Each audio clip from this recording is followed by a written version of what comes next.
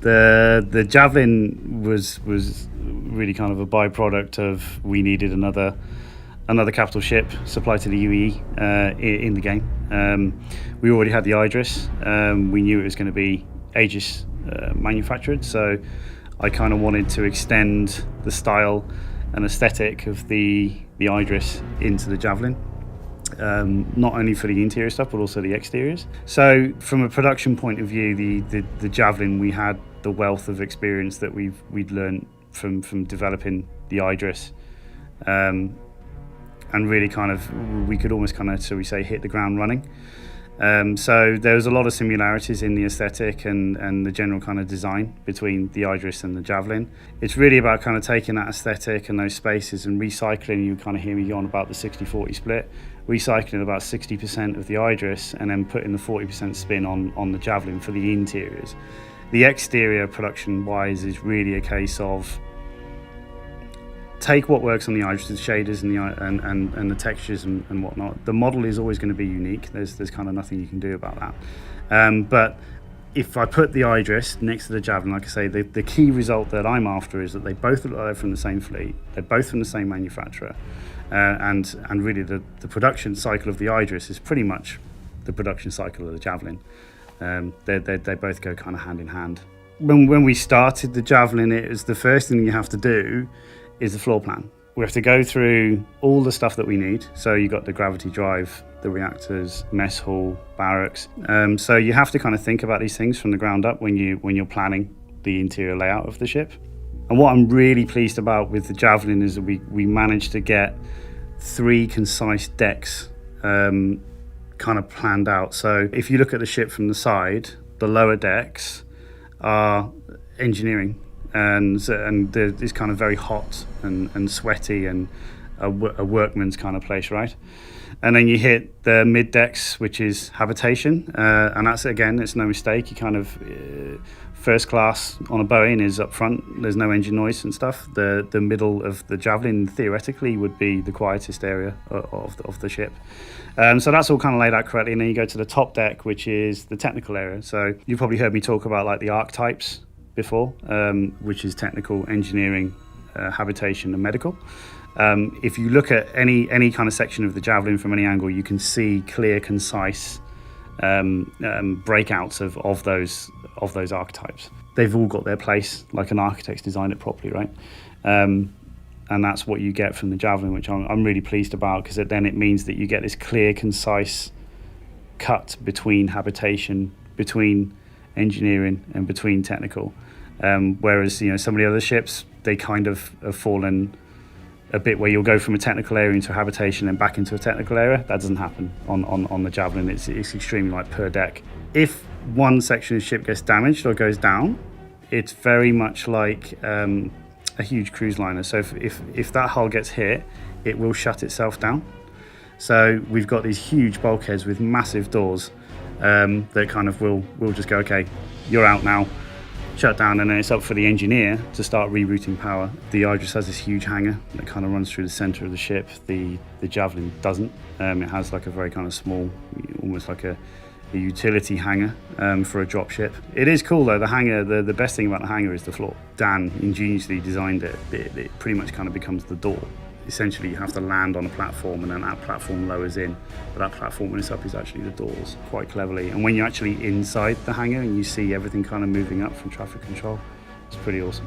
So the main differences between the Idris and the Javelin is we've obviously got the hangar space difference. It doesn't really kind of carry as many craft. It's not got its own utility vehicle, but it has got an awful lot of weaponry. The whole ship's pretty much kind of caked in turrets.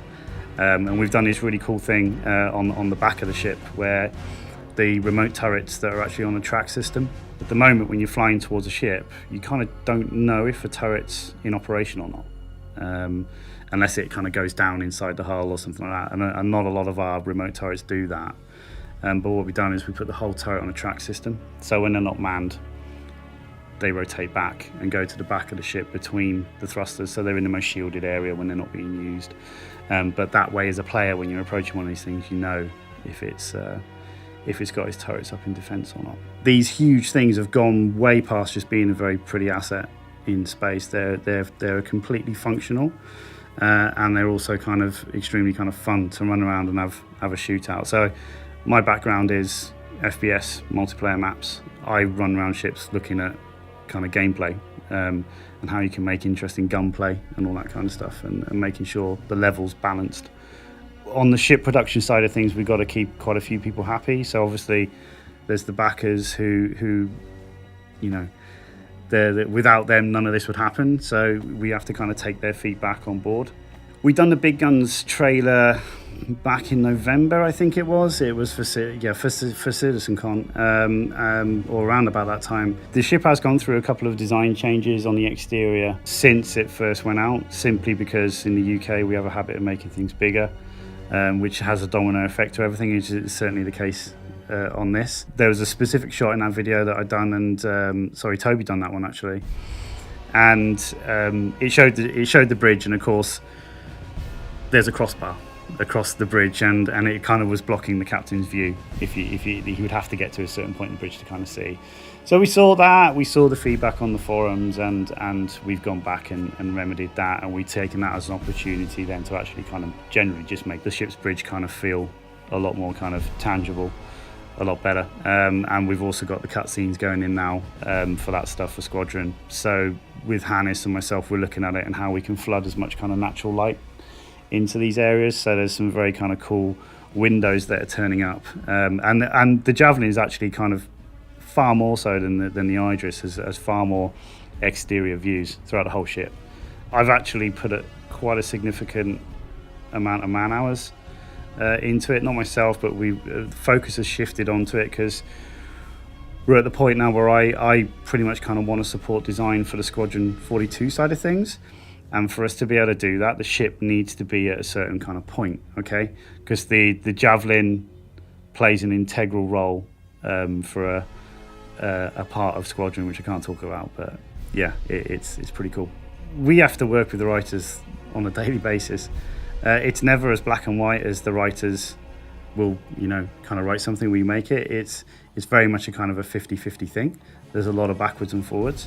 So, we may end up kind of blocking out a new area, and then that may kind of feed back into the script somehow, and into the writers doing something far more creative than what I would originally have kind of thought about. But it also works the other way. So the writers, they'll come up with ideas that feed our inspiration. This is where it gets really kind of complicated. So from an art production side of things, we hand the ship off to tech design. Tech design are then going to go and do their pass with obviously the balancing of the weapons, the balancing of the thrusters, the maneuverable thrusters. But then also with this, as I mentioned, it plays an integral role in Squadron. So the design team on Squadron are also kind of expecting a certain version of it, which we need to produce as well, off the back of the PU version that's put together.